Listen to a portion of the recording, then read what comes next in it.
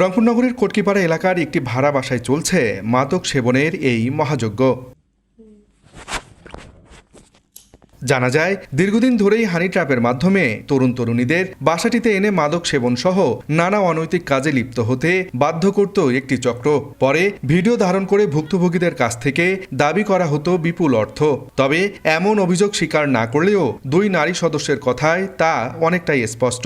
ওই মেয়ে আবারই আসছিল, আমাদেরকে খাওয়াইছে, ও খাইছে, খাইয়ে ও বলছে আমি অসুস্থ ভান করে ও সাইডে গিয়ে আমাদেরকে দিছে, আমাদেরকে খাওয়াইছে, খাওয়ায় এই ভিডিওগুলো করছে। ছেলে যাওয়া আসা করে, সে ব্যবসা করে, সে থাকে গার্ড হিসেবে, এসে থাকে, সবাইকে বলে আমার বউ হয়, আবার ব্যবসা চলে বাসায়, নারী নির্যাতন মানে নারী ব্যবসা চলে। পুলিশ জানায়, বিষয়টি নজরে আসায় 4 জনকে আটক করে জাতীয় জরুরি সেবা 999-এ ফোন করে স্থানীয়রা। পরে পুলিশ গিয়ে তাদের গ্রেপ্তার করে। স্থানীয় কিছু জনসাধারণ 4 জনকে আটকে রেখেছে।